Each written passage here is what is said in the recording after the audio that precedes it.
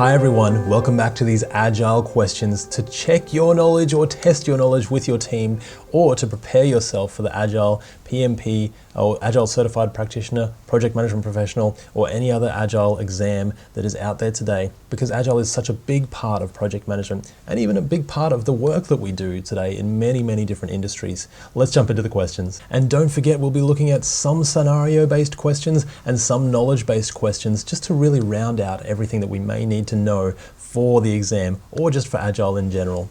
This one, let's get into it. What have we got? Enterprise Scrum is a framework designed to apply the Scrum method at an organizational level, not just within a single product development effort.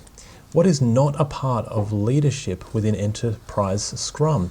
So this sounds like a scaling method. So we're wanting to take multiple teams where we'd have projects.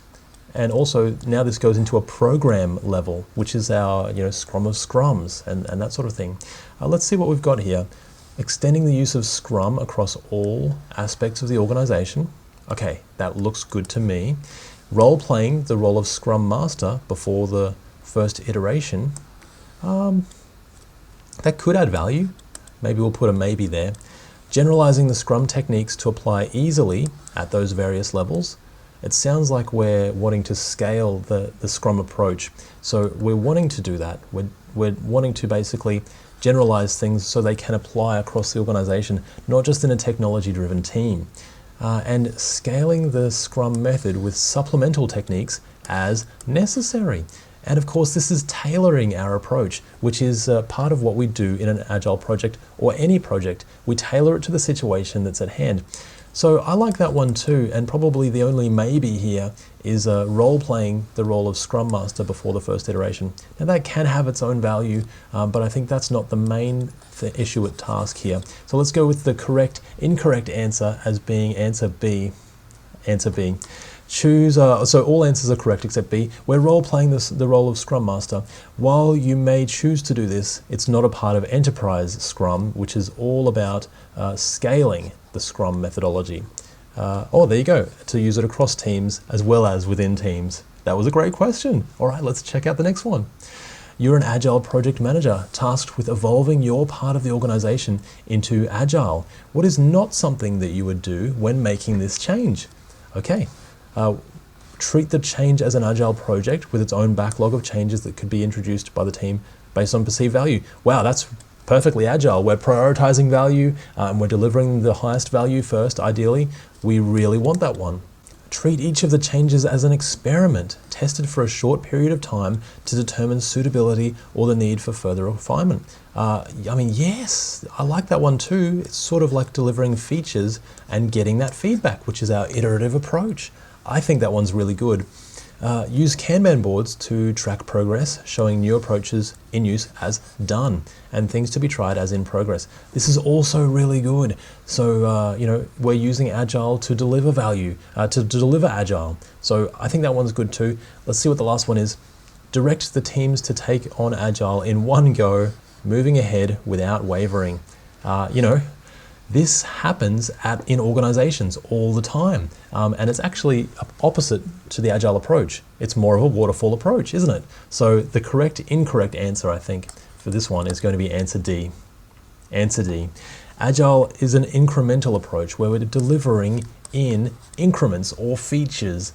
Using a backlog of Agile methods the team would like to use, treating them as an experiment and using a Kanban board to track progress are all things that you can do to use Agile when implementing Agile. That's a really good way to look at it too. I think this is a really good question, and it's good to think about using Agile when we're trying to implement it in our teams. That was really great. All right, let's check out the next question. Extreme programming. Oh, this is one of the big ones, one of the really core inputs into Agile. It's a software development method based on frequent cycles. Does that sound familiar? Maybe iterations or sprints.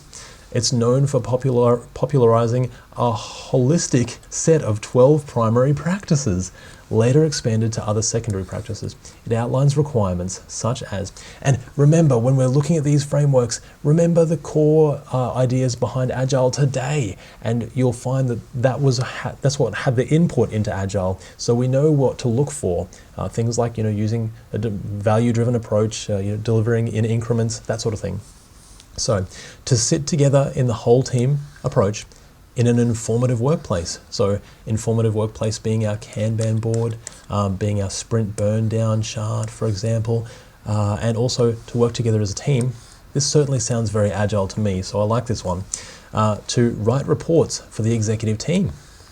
Probably, this certainly doesn't come up as one of the core Agile practices, does it? Even though we may have to write reports for the executive team. What we actually prefer is for the executive team to come and visit our informative areas, to see the burn down charts, to see the Kanban board and see what's being delivered. So that's preferable. So this is probably going to be the wrong one here.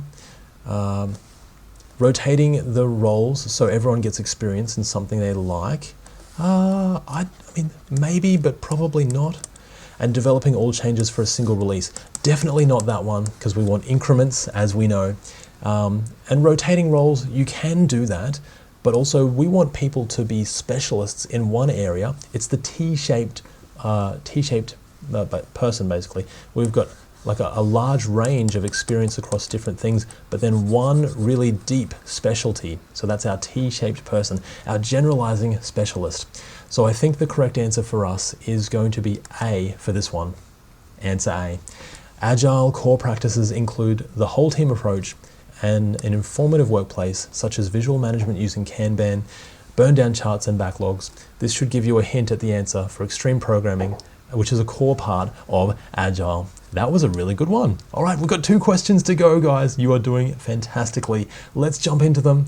You are an Agile project manager working with the project sponsor in the beginning stages of an Agile project. The project sponsor mentions that they would like your help creating the project charter.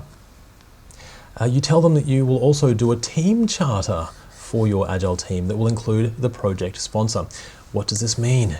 So this means you'll capture the team values, communication guidelines, and decision-making process separately to the project purpose, requirements, and summary schedule. Even though that's a lot of words, that actually does sound correct. We're focusing on the team. How will we interact as a team? What do we promise to do to help the team work together? What are we committing to as a team? Okay, you'll create a project plan with scope, schedule, cost, and quality outlines to follow. That's more of a project management plan, so not that. You'll take over from the project sponsor and direct the team on future customer requirements. Definitely not that. We want the team will go through the Agile approach, prioritizing value to do that, I think. And you'll defer to the team for all queries in the way of a servant leader. I mean, that is fine, but also we want everyone to have an approach, to have an input into this. So I think really team charter, we want communication guidelines and decision-making process and team values to be captured as part of our team charter. And that's answer A. Let's have a look. Answer A. An Agile project manager charters both the project and the team. A project charter focuses on the business case, project purpose, high-level requirements, stakeholders, and risks in a traditional way. A team charter focuses on the agreements in how the team will operate and it's created by the team for the team. All right, that was really good. And you'll definitely have to do that as part of an Agile team, focusing on how we're going to work together and what do we agree to do to help each other out. All right, we're on to the last question. Well done. You made it. Let's see what we've got. Hopefully it's not too tricky. You're working with the team on the team charter. Oh, that's very handy. We've just been speaking about that. And you've outlined the project vision, mission, and agreed meeting times and accepted team behavior. What will you do next? Ask the team to get to work straight away because Agile teams move swiftly. I mean, that's sort of, but not really. Send the team charter to the project sponsor for their sign-off so the project can begin. Well, the project sponsor should be a part of the team, ideally, so they should be agreeing to these team values at the same time with the team. So probably not that one.